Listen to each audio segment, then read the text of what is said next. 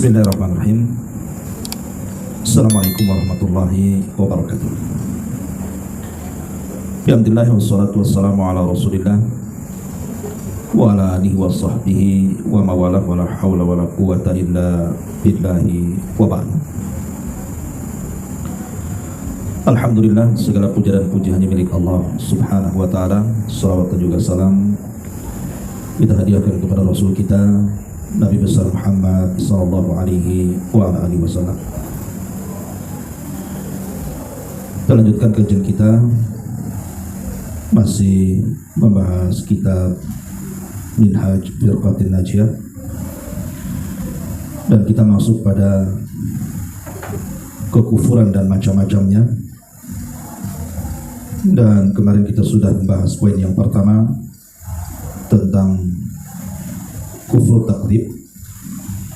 Sekarang masuk pada poin kedua tentang kufrul ibai wal istikbari ma'at tasdik, wa huwa adamul inqiyadi lil haqqi ma'al iqrari bihi ka kufri iblis. Jadi kekufuran yang kedua adalah kufur kesombongan, menolak kebenaran, dan itulah yang disebut dengan kufur iblis. Ma'asyiral muslimat yang dimuliakan Allah Subhanahu wa ta'ala, di sini pengarang membawakan dalil tentang kisah sujudnya para malaikat kepada Adam dan enggan sujudnya iblis kepada Adam. Allah Subhanahu wa ta'ala berfirman, wa idh qulna lil malaikati isjudu li Adam fasajadu illa iblis aba wastakbara wa kana minal kafirin. Dan ingatlah ketika kami katakan kepada para malaikat, sujudlah kalian kepada Adam, maka semua para malaikat sujud kecuali iblis. Dia enggan, sombong, dan termasuk makhluk yang kafir. Ayat ini mengisahkan kepada kita tentang kisah kesombongan iblis laknatullah alaihi. Jadi sebagaimana yang sudah kita ketahui bahwa saat Allah Subhanahu wa ta'ala menciptakan Adam alaihi salatu wassalam, maka para malaikat sempat bertanya kepada Allah Subhanahu wa ta'ala, kenapa Allah sampai menciptakan Nabi Allah Adam? Kemudian malaikat menawarkan diri, karena dikhawatirkan Adam ini yang akan diciptakan Allah akan menumpahkan darah dan merusak di permukaan bumi. Maka malaikat mengatakan, sebaiknya turunkan saja kami ke bumi, biar kami yang beribadah di bumi, supaya tidak ada lagi kerusakan dan pertumpahan darah yang sebelumnya sudah dilakukan oleh bangsa jin, karena jin lebih dulu diciptakan dibandingkan Adam. Tapi Allah Subhanahu wa ta'ala menolak dan mengatakan, inni a'lamu ma la ta'lamun, saya lebih tahu tentang ciptaanku, kata Allah, dibandingkan kalian. Akhirnya kemudian Allah pun betul-betul menciptakan Adam alaihi salatu wassalam. Nah, ketika Allah Subhanahu wa ta'ala menciptakan Adam, dan Adam masih dalam bentuk tanah tembikar, iblis tahu, sehingga iblis mendatangi patung Adam yang belum ditiupkan roh. Maka iblis pun berputar-putar di patung Adam itu, terkadang masuk dari lubang telinga, keluar dari lubang hidung, masuk dari lubang mulut, keluar dari lubang telinga, dan begitu seterusnya. Kemudian iblis menganggap bahwa Adam itu makhluk lemah. Kenapa? Karena memiliki rongga. Nah, iblis kemudian mengatakan di hadapan patung Adam ini, lau sullittu alayya, lau sullitta alayya la uhlikanna. Kalau seandainya makhluk ini diserahkan kepadaku, maka ku hancurkan dia. Jadi hasadnya iblis itu sudah ada sebelum Adam ditiupkan ruh. Nah, ketika betul-betul kemudian Allah Subhanahu wa ta'ala meniupkan ruh kepada Adam dan meminta kepada seluruh malaikat untuk sujud kepada Adam, maka Allah Subhanahu wa ta'ala katakan, fa idza sawaituhu wa nafakhtu fihi min ruhi faqa'u lahu sajidin. Maka setelah aku sempurnakan ciptaan Adam, kemudian semata-mata aku tiupkan ruh ke dalam jasad Adam, maka sujudlah kalian semua kepada Adam. Maka ketika betul-betul Allah Subhanahu wa taala meniupkan ruh kepada Adam, maka semua malaikat sujud kepada Adam. Dan sujudnya kepada Adam tentu bukan sujud ibadah, tapi maksudnya sujud penghormatan. Dan bukan sujud kepada jasadnya Adam, tetapi kepada ruhnya Adam. Karena Allah mengatakan semata-mata ruh ditiupkan, sujudlah kalian. Ya, karena ruh lebih mulia dibandingkan jasad. Maka ketika seluruh malaikat sujud kepada Adam, rupanya iblis yang hadir di situ tidak mau sujud. Ketika iblis tidak mau sujud, maka Allah Subhanahu wa taala memanggil iblis dan mengatakan, "Kenapa engkau tidak sujud kepada makhluk yang kuciptakan dengan tanganku?" Maka iblis mengatakan, "Ana khairum minhu, khalaqtani min nar wa khalaqtahu min tin." Karena aku lebih baik dibandingkan si Adam itu. Kau ciptakan aku dari api, sementara Adam kau ciptakan dari tanah. Iblis ini hendak mengkias dirinya dengan malaikat, bahwa api lebih dekat kepada cahaya dibandingkan tanah kepada cahaya. Makanya dia mengatakan, aku lebih baik dibandingkan Adam, karena aku masih dekat dengan malaikat. Nah, dari sini kemudian Allah Subhanahu wa taala murka karena iblis menentang perintahnya. Ketidakmauan iblis sujud kepada Adam itu karena kesombongan terhadap perintah Allah. Maka di sini Allah mengatakan, wa id qulna lil malaikati isjudu li Adam fasajadu illa iblis.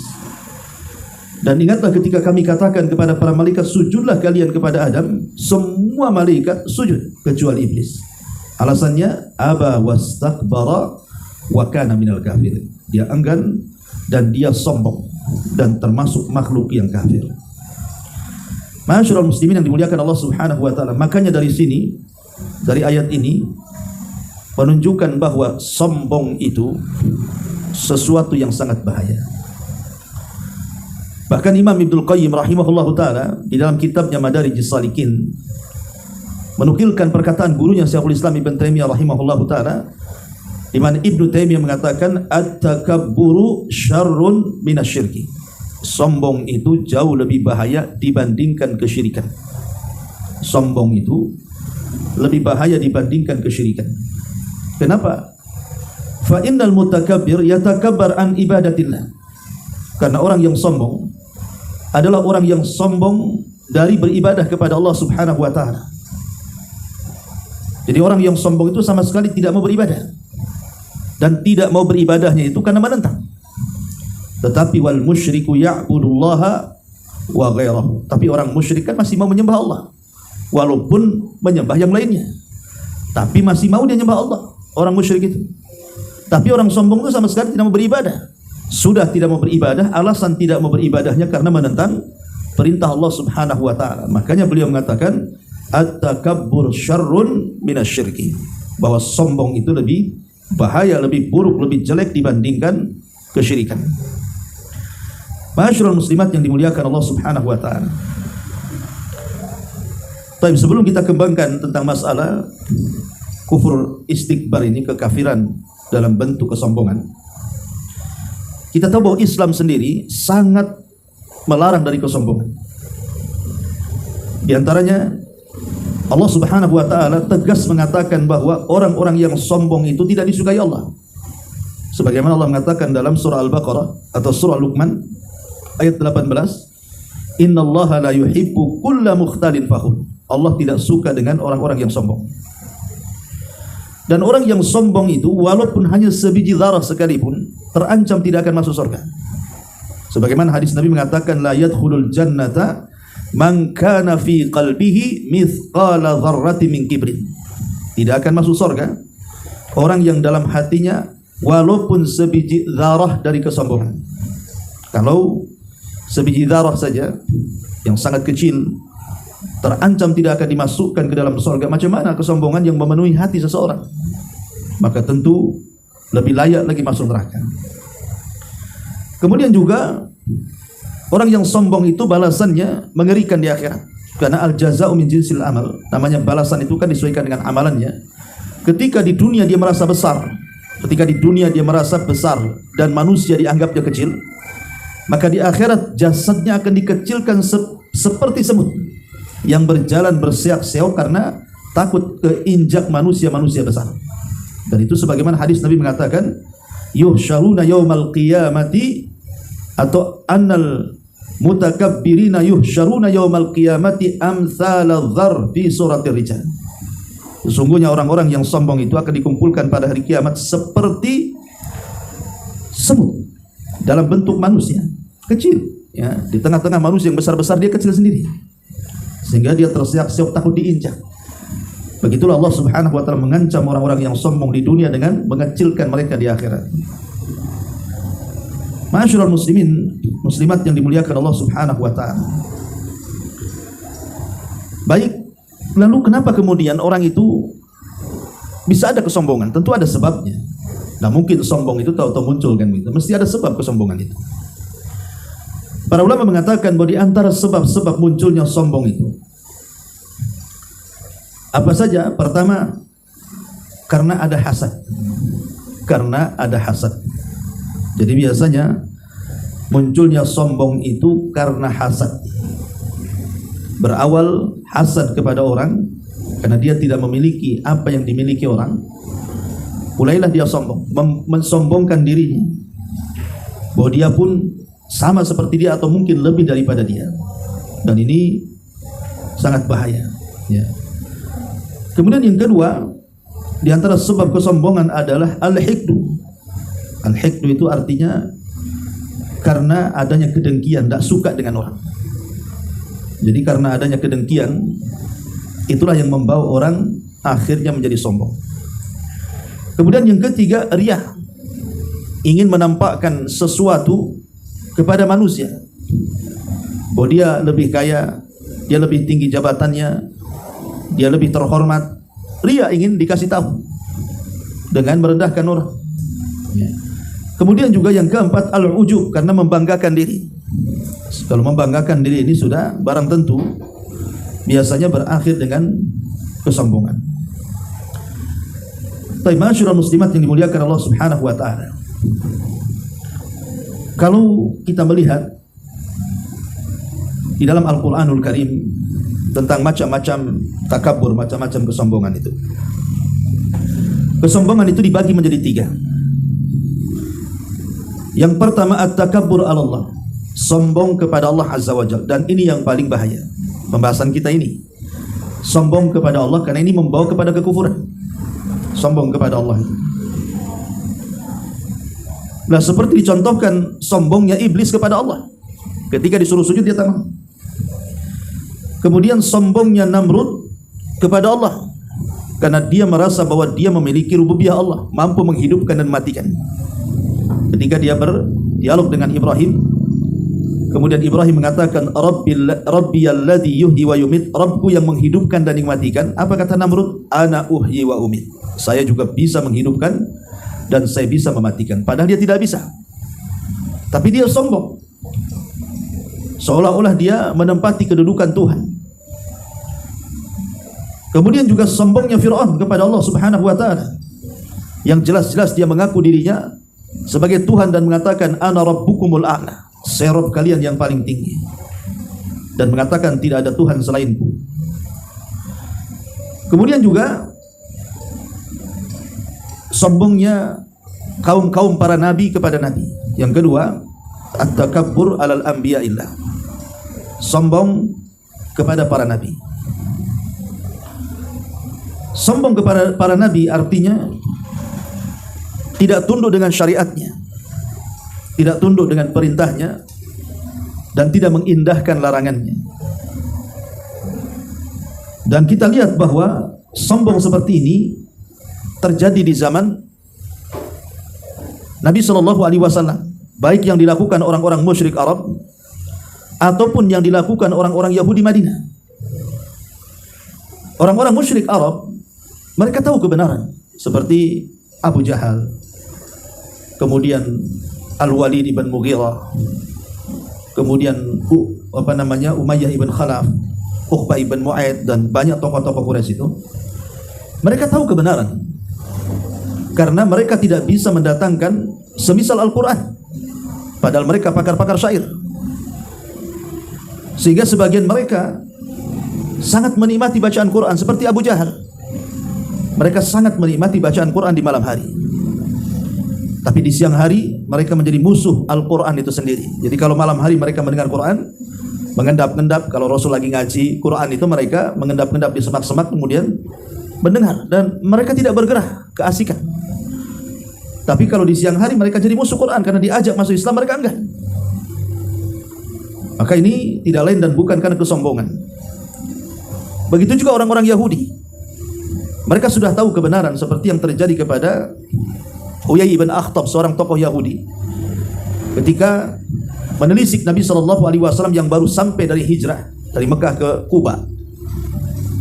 Setelah tahu bahwa dia adalah seorang Nabi cocok dengan ciri-cirinya, kemudian Yasir yang ketika itu saudaranya bersama dia menelisik soal siapa sosok Muhammad itu. Yasir mengatakan kepada Huyai, wahai Huyai, apakah memang dia seorang Nabi? Kata Huyai, iya, dia seorang Nabi persis seperti ciri-cirinya. Kata Yasir, kalau dia seorang Nabi, kenapa kita tidak beriman? Maka Huyai ibn Akhtab mengatakan, oh tidak, selama nyawa di kandung badan saya akan terus memerangi dia sampai kematian menjemputku. Jadi menolak Islamnya Huyai ibn Akhtab itu bukan karena dia meragukan kenabian, tidak, bahkan yakin itu Nabi, tapi karena kesombongan. Itulah yang menjadikan kemudian orang-orang Yahudi Madinah tidak mau beriman kepada Nabi. Ini di zaman Nabi SAW. Kita tarik kepada zaman sebelum Nabi SAW, seperti contohnya Fir'aun dan kaumnya. Ketika Nabi Musa SAW dan juga Harun mendatangi Fir'aun dan kaumnya dan mendakwahkan dakwah tauhid, maka Allah Subhanahu wa taala gambarkan dalam Al-Qur'an, "Tsumma arsalna Musa wa akhahu Harun bi ayatina wa sultanin mubin ila fir'auna wa malaihi fastakbaru wa kanu qauman 'alin." Kemudian kami utus Musa dan saudaranya Harun dengan membawa ayat-ayat kami dan penjelasan yang nyata kepada Fir'aun dan para pengikutnya, tetapi mereka sombong dan mereka merasa kaum yang paling tinggi. Artinya bahwa Fir'aun dan kaumnya mereka sombong kepada Musa alaihi salatu wassalam, dan ini kesombongan kepada para nabi. Atau kisah Ashabul Qaryah. Kisah Ashabul Qaryah. Ketika Allah Subhanahu wa taala mengatakan dalam sebuah kisah dalam surah Yasin ayat 13 sampai 19. Wadrib lahum mathalan ashabal qaryati id ja'ahal mursalun. Ceritakan kepada mereka tentang kisah Ashabul Qaryah ketika diutus kepada mereka para utusan.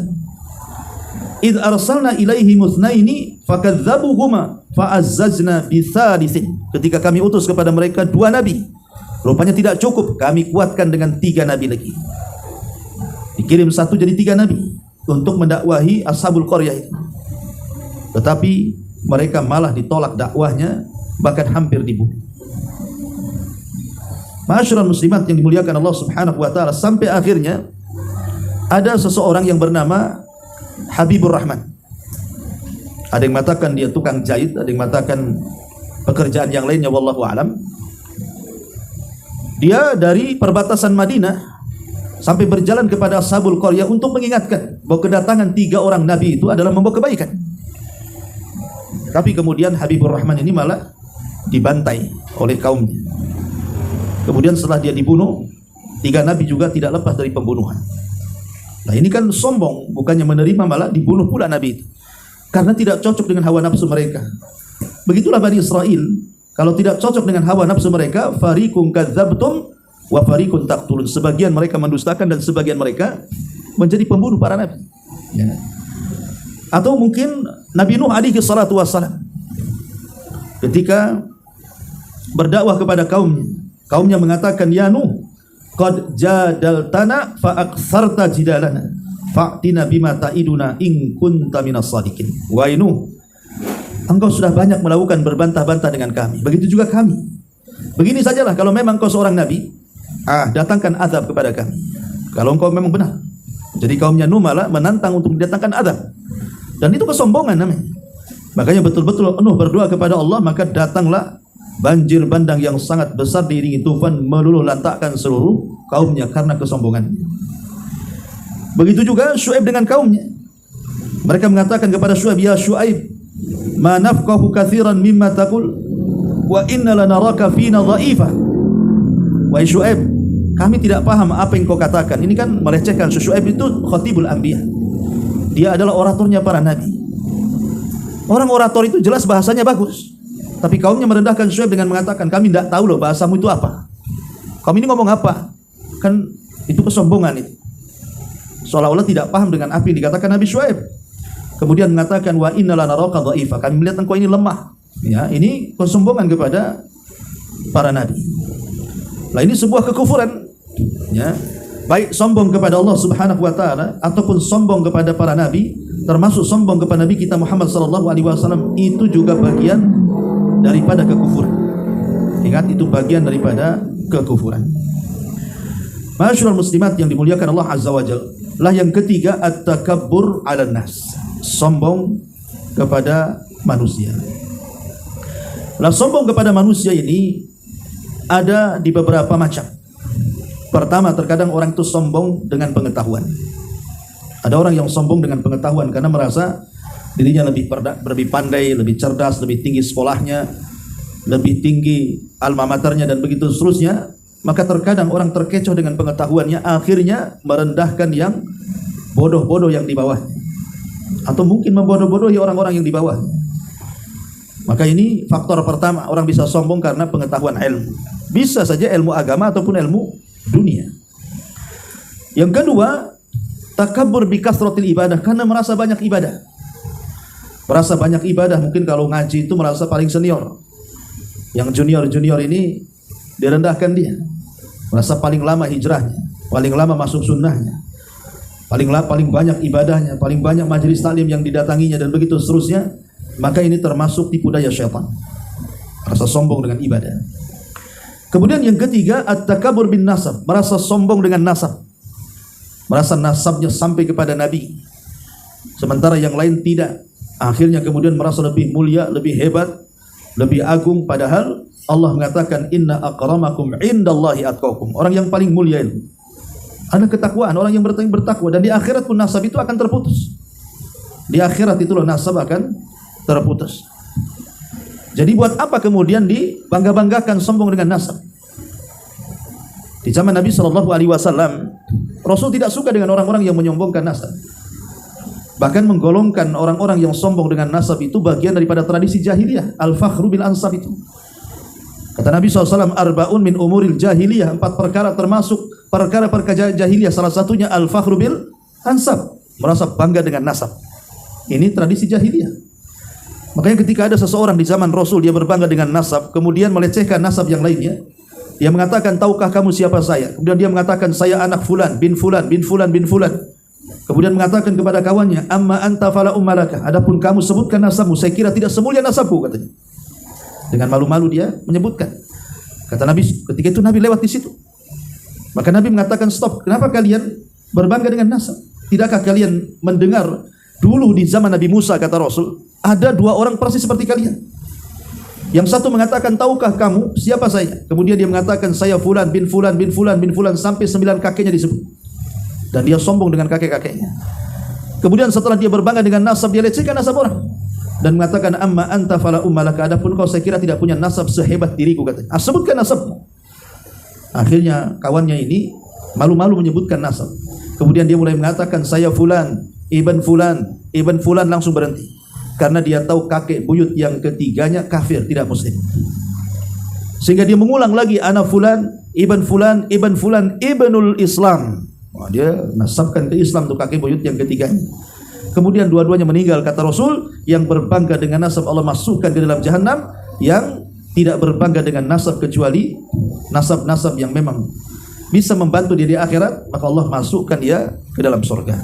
Maka sombong itu juga kadang-kadang faktor nasab. Kemudian yang ketiga, at-takabbur bil jamal, faktor kecantikan, ketampanan, merasa cantik sendiri, merasa tampan sendiri, ya, merasa wah sendiri. Nah, ini juga diantaranya fitnahnya kaum hawa, fitnahnya ibu-ibu. Ya, ini hati-hati, kadang-kadang Fitnah kecantikan ini membawa kesombongan. Atau yang kelima, at-takabbur bil mal. Fitnah harta. Sombong dengan harta. Merasa dia kaya, yang lain miskin, akhirnya menginjak-injak orang miskin. Makanya kemudian Allah mengatakan, kalla innal insana la yatgha an ra'ahu istaghna. Sekali-kali manusia itu melampaui batas, menjadi sombong apabila Allah bentangkan kekayaan kepadanya. Seperti Qarun. Dia merasa kaya, sehingga kemudian dia meremehkan manusia sampai kepada meremehkan Nabi Musa, seorang nabi sekalipun. Diremehkan dia karena merasa kaya. Tapi Allah Subhanahu wa taala katakan, fa khasafna bihi wa bidarihi al-ardh. Kami tenggelamkan Qarun dan seluruh kekayaannya. Jadi ataupun tadi kisah Sahibul Jannataini kita lihat dalam surah Al-Kahfi ayat 32 sampai 44 kan, menceritakan tentang kisah pemilik dua kebun. Dia merasa bangga dengan dua kebunnya. Dia sombong dengan kedua kebunnya. Sampai-sampai dia tidak percaya bahwa ada hari kebangkitan. Bahkan dia mengatakan, kalaupun ada hari kebangkitan, aku akan diberikan yang lebih daripada yang Allah berikan di dunia, katanya. Dia kira Allah sayang itu bentuknya adalah memberikan harta. Dan dia kira orang yang tidak disayang Allah itu ketika Allah tidak menganugerahkan harta. Bukan, orang kaya dan miskin itu bukan tanda yang satu disayang Allah, yang satu tidak disayang Allah, tidak. Karena kekayaan itu bukan alamat orang ini cinta atau tidak dicinta Allah Subhanahu wa ta'ala. Kalau memang kekayaan itu tanda dicinta Allah, kenapa Qarun diazab? Kenapa Namrud diazab? Kenapa Fir'aun ditenggelamkan? Artinya bukan itu tanda cinta dan tidaknya Allah Subhanahu wa ta'ala. Justru kadang-kadang harta itu menjadi fitnah. Timbul kesombongan. Kemudian yang keenam, at-takabbur bi kathratil atbah. Sombong karena banyaknya pengikut. Mungkin dia ketua geng, banyak pengikutnya. Ketua ormas, banyak pengikutnya. Ketua partai, banyak pengikutnya. Dia sombong. Ya, jadi dengan banyaknya pengikut akhirnya dia sombong. Nah, ini masalah gitu ya. Ya, dan juga faktor-faktor kesombongan banyak lagi. Ya, seperti orang yang isbal itu juga termasuk sombong, melembrehkan kain di bawah mata kaki. Nah, itu juga bagian daripada kesombongan. Termasuk juga sombong adalah ketika seseorang itu menolak kebenaran, dinasihati tidak mau, ya, dan merendahkan orang.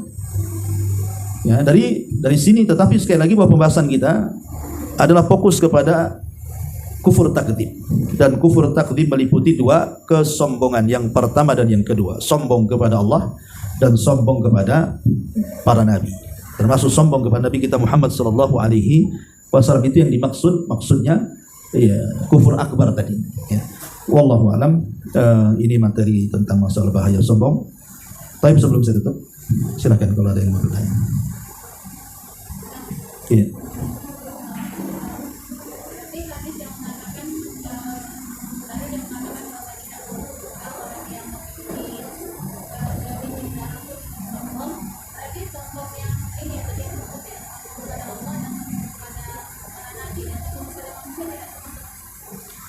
Sombong kepada manusia tidak termasuk. Dia bagian daripada dosa besar saja, yang tidak mengantarkan kepada kekufuran. Itu namanya kufur nikmat, ya. Wallahu a'lam.